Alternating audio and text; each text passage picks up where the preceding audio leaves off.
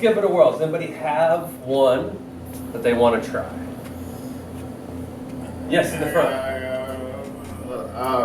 So like 99 shoes walk into a bar and the bartender says, oh, whoa, I'm not going to serve 99 shoes. And the shoes say, well, good luck getting rid of us.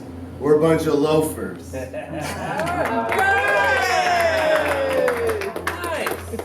Everybody's going to go. I'm Richie Satori from PG County, Maryland, outside of Washington, D.C. So I've been in recovery 12 years. I got arrested in 2012. I have a little over 10 years sustained recovery. 10 years, 8 months to be exact, but we don't front time. I didn't think first I didn't get addicted overnight, so I thought I was Superman. I always thought it was like one hit, you're done. But, before I knew it, the hooks of addiction were in me. It was like that frog or lobster in a pot of slowly boiling water. Let me grab my phone. Remind me your name again, brother? Reed. Oh, actually, no, I got it. Yeah. Not to get too personal, but yeah, like my uncle is just in recovery in California. Yeah, we have the disease of addiction. Recovery? My grandma had 15 kids. Wow. And the disease of the You have 15 kids? My grandmother. Oh, God. Not me. Didn't know that there was a solution. I didn't know recovery was possible. So it took me getting arrested, facing some serious jail time, and I was like, maybe I can get clean. I don't think for someone like me, the fear of, a long sentence helped my anxiety, which I think addiction is a mental health challenge.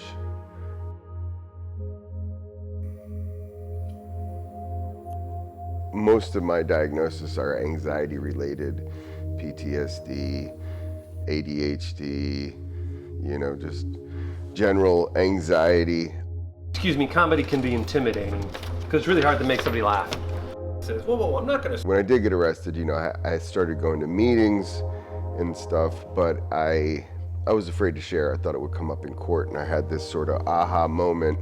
I was writing stuff down, and occasionally I'd hear people share a little bit of their story that resonated with me, and I'd get a little reprieve, but everyone was saying, like, you need to share when your ass is on fire, pain shared is pain lessened, this, that, and the third, and like I said, I was afraid to share, and I had this light bulb go off in my head. It was like, fuck, I need to do stand-up comedy.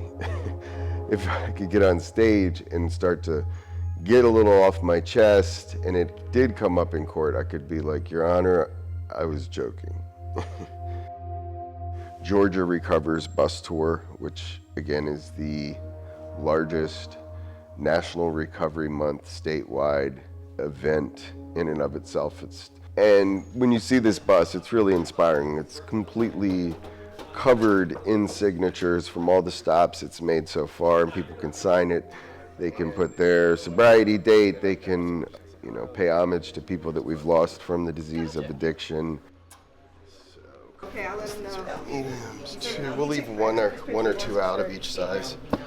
You know what I mean? And then people can hold those up and then just dip into the bag. The bags are labeled. And it's really made to inspire hope. For a while, I knew that comedy helped me in my recovery, but I always felt like it was this sort of secondary thing. People didn't really take, they didn't look at it the same way as other tools for people in recovery. But it was like this year, I woke up, can't remember what it was, but just something, went wrong right out the gate at the beginning of the day. And I just was able to laugh. Was everyone going to say like 2 minutes? It's going to play right. The recovery gathering. So for mics, how are you doing? Are they going to have a mic they're going to Yeah, we can use a mic if that is enough. It was the difference between having a good day and a bad day. If I didn't have that tool, it would have just been one thing after another, confirming that I'm, sort of like this feeling like a victim. It's me against the world. But just being able to laugh is such a valuable tool, and I think it's easy to take for granted. Writing words. I'm not going to ask you something that's not already in your heart or your mind. No trick question for you. Tell me about that policy. Subsection 3 of bill number 3. What do you think about that? We're all in this together, put our hands in, team recovery, 1, 2, 3, recovery! We can do it. 15 policy stops. Each of them deal with one topic in recovery.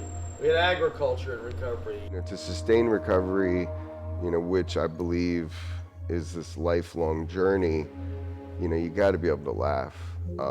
Crying can be therapeutic too. There are a lot of similarities. Tears have toxins that you're getting rid of, but laughter is also releases endorphins. It helps create a balance of chemicals in the brain and the body. There's a lot of evidence to support that. Obviously, it feels good. It's connection.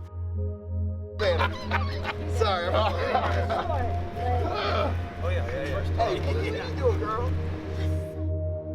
They say the opposite of addiction is connection. And Victor Borg, who I hope I'm pronouncing his name right, once said, the shortest distance between two people is laughter. So my disease of addiction wants me to feel apart and separate and alone. And when I get to experience laughter, whether it's on stage or just in person, that's a connection that lets me know I'm not alone. Welcome to the 3rd annual Stand Up for Recovery Comedy Fest! So excited y'all are here. Thank you to Dad's Garage. Thank you all for taking 12 flyers each. We killed a lot of trees together, you guys. It is very therapeutic. I feel like laughter is the first gift that recovery gave back to me. I have an attention deficit. I got more of a distraction surplus. Life had gotten real serious, real dark. I know when I was a kid, like I was, my thumb suckers that make some noise. Currently still sucking your thumb, that's awesome. You're so brave for sharing that. Part of what I do with Stand Up for Recovery is about reducing stigma, showing people that recovery is possible. Not only is recovery real, but it could also be real fun. Very scary. Yeah, you're right where you need to be. And so we do shows at prominent comedy clubs, and just showing that we're functional members of society. Give it up for Richie, give it up for William, give it up for William Children!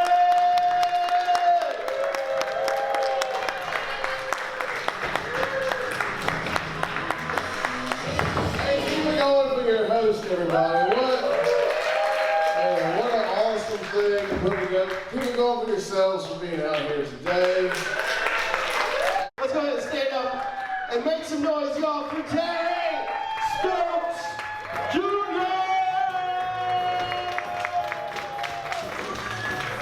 As I got a couple of years under my belt of sobriety, I was no longer obsessing over using, and I started to look at what was that underlying condition, and you start to look at the mental health aspect, and so I feel passionate about reducing stigma about any mental health challenges. I think if we can laugh about it, we can talk about it. It's an old school kind of mentality of like, just don't talk about it and it doesn't exist. Ignore it, it'll go away. But I love to hear people get up on stage and share their truth, their experience, and how they've gotten through it. And audiences can see, while if they're standing there, that is like a beacon of hope, the resilience piece. And I think for people with any kind of mental health challenge, including substance use disorders, if we can overcome, our biggest challenge in life, then we can overcome anything, really, So we want to inspire hope. That's a big part of it. We want to show people that recovery is possible. It can be fun. I think first and foremost, that's like the biggest fear is like, oh, I'm gonna stop.